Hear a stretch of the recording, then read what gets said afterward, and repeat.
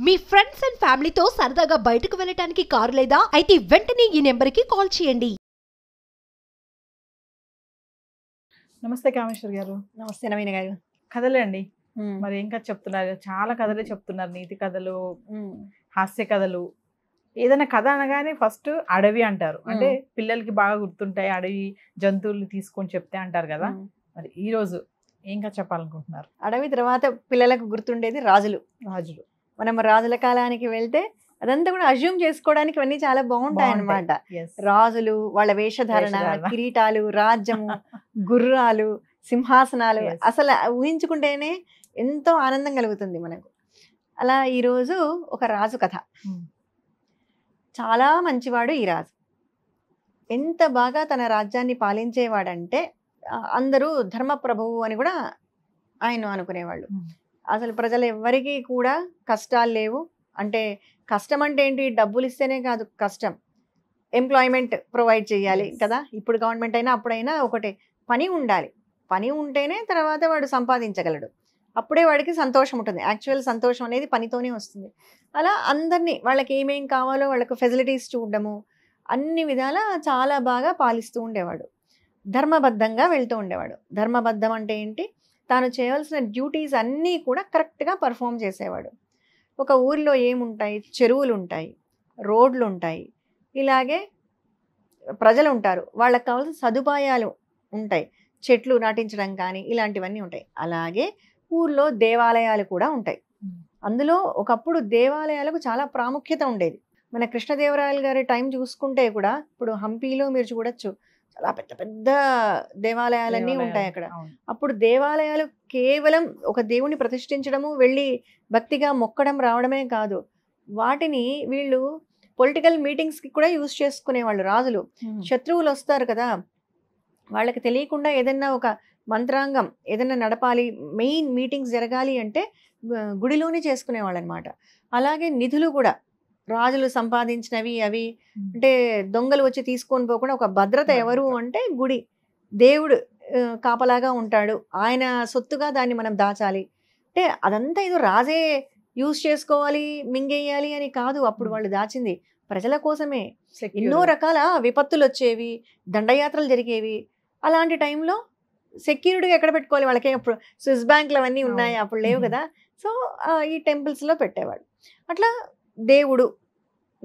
దేవుడి దగ్గర దాచడము, బాగా భక్తితో దేవాలయాలన్నీ బాగా డెవలప్ చేసేవాళ్ళు.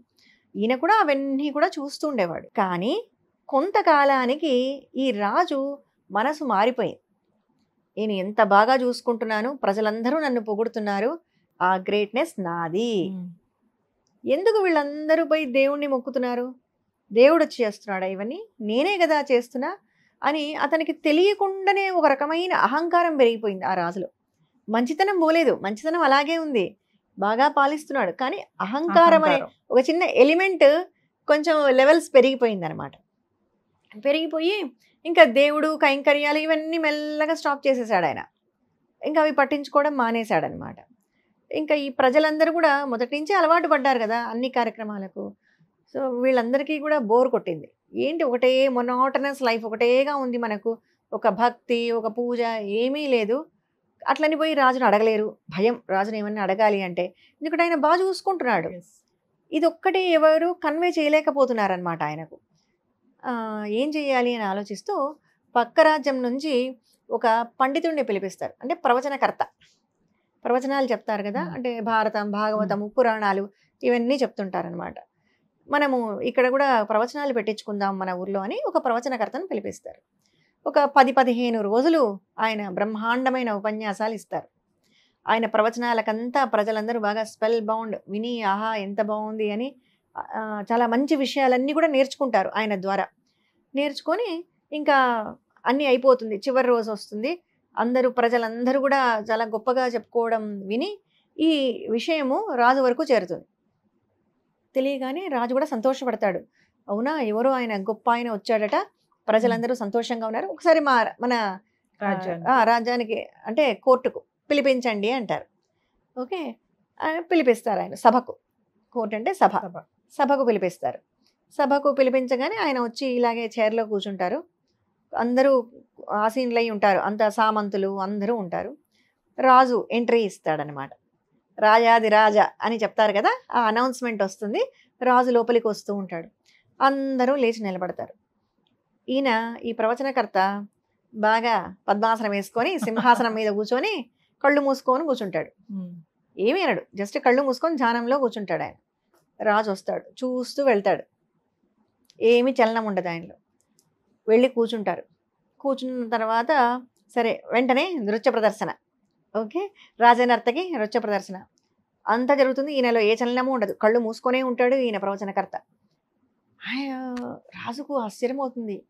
ఇదేంటి, నేను వచ్చేటప్పుడు ఎలాగున్నాడో సభ మొత్తం కంప్లీట్ అవుతుంది, కవితా గోష్ఠి అన్నీ జరుగుతాయి, అన్నీ అయిపోతుంది, కానీ ఈయన మాత్రం కళ్ళు తెరవడు. ఇదేంటి, ఈయనకు చాలా అహంకారం ఉన్నట్టుంది, ఈయన తను చాలా గొప్ప ప్రవచనకర్త అని ఏదో చాలా అహంకారంగా ఉన్నాడు, అసలు రాజునే లెక్క చేయట్లేదు ఈయన అని కోపం వచ్చేసి వెంటనే మంత్రిని పిలిచి, ఇతను చాలా పెద్ద పొగరుబోతు, ఇంత అహంకారమా, ఇంతసేపు అయింది సభలోకి వచ్చి కనీసం కళ్ళు తెరిచి కూడా చూడట్లేదు నన్ను ఇగ్నోర్ చేస్తున్నాడు ఈయన, కాబట్టి ఈయనకు వెంటనే మరణ శిక్ష విధించండి అంటాడు. ముందు వెళ్ళి చెర్లసార్లు వేయండి, రేపు పొద్దున్నే ఈయనకి ఉరిదీయండి అని చెప్పేస్తాడు. అయినా ఏమీ అనడు, కళ్ళు తెరిచి చూస్తాడు. శిక్ష విధించిన తర్వాత కళ్ళు తెరిచి చూస్తాడు. చూసి జస్ట్ ఒక స్మైల్ ఇస్తాడు, అంతే, చిరునవ్వు. ఏ రిప్లై ఉండదు ఆయన నుంచి. తీసుకొని వెళ్ళి చెరసాల్లో వేసేస్తారు. ప్రజలందరూ అయ్యో ఇదేం పోయే కాలము, వినాశకాలే విపరీత బుద్ధి అని ఈ రాజుకి ఏమైంది, దేవుడి పూజలు ఆపేశాడు, మొత్తం పోతే పోనీలే అని మనమేదో ఒక ప్రవచనకారుణ్ణి తీసుకొచ్చి ప్రోగ్రాం పెట్టుకుంటే సత్కరించాల్సింది పోయి ఆయనను శిక్షించడం ఏమిటి అని ప్రజలందరూ చోలు కొరుక్కుంటారు, కానీ ఎవరు గట్టిగా మాట్లాడలేరు. అందరూ బాధపడుతుంటారు, అనవసరంగా పిలిపించాం పాపం ఆయన్ను అక్కడి నుంచి ఇక్కడికి అని. ఇంకా రాజు అంతఃపురంలో ఉంటాడు, ఆయనకు కూడా నిద్ర పట్టదు. అసలు ఏంటిది అంటే ఆయన క్వశ్చన్ మార్క్ ఏంటంటే ఎందుకు తనని ఇగ్నోర్ చేశాడు అనేది మనసులో తిరుగుతూ ఉంటుంది. సరే రేపు పొద్దున ఉరశిక్ష అయ్యేలోపు నేను ముందు తెలుసుకోవాలి విషయం ఏంటో అని చెరసాలకు వెళ్తాడు. వెళ్ళి ఆ ప్రవచనకారుణ్ణి అడుగుతాడు, స్వామి ఎందుకు మీరు నేను వచ్చినప్పుడు కళ్ళు మూసుకొని ఉన్నారు, నన్ను ఎందుకు ఇగ్నోర్ చేశారు అని అడుగుతాడు. మీ ఈ ప్రవర్తన కారణం ఏంటి అని. ఆయన అంటాడు, ప్రభు జస్ట్ ఒక 5 నిమిషాలు అంటే కొంత సమయం పాటు, కొన్ని నిమిషాల పాటు నేను మిమ్మల్ని ఇగ్నోర్ చేశానని మీరు ఇంత బాధపడ్డారు, ఇంత కోపపడ్డారు, ఆఖరికి నాకు మరణశిక్షనే వేసేశారు మీరు, మీకు ఇంత కోపం వచ్చిందే. మరి రాజులందరికీ రాజైన వాడు ఒకడున్నాడు భగవంతుడు, మీరు ఆయన్నే ఇగ్నోర్ చేశారు కదా, ఎంతకాలం ఇది మీరు ఆయన్ని ఇగ్నోర్ చేసి, ఆయనకి ఎక్కడ ఏ పూజలు ఏది జరగట్లేదు, భగవంతుడినే మీరు ఇగ్నోర్ చేశారే, మరి ఆయనకి ఎంత కోపం రావాలి మీ మీద అన్నాడట. అనగానే రాజు వెంటనే రియలైజ్ అయిపోయాడు, అరే అవును కదా, అంటే చూడండి అప్పట్లో ఎలా ఉండేవాళ్ళంటే వీళ్ళందరూ కూడా ఈ పండితులు ఇలాంటి వాళ్ళందరూ రాజుకు ఎవరు డైరెక్ట్గా ధైర్యంగా చెప్పలేని పరిస్థితి. ఏదో ఒక మంత్రి చెప్తాడు తప్ప మిగిలిన ఎవరు నువ్వు చేసేది తప్పు, ఇలా చేయకూడదని చెప్పే ధైర్యం ఉండేది కాదు.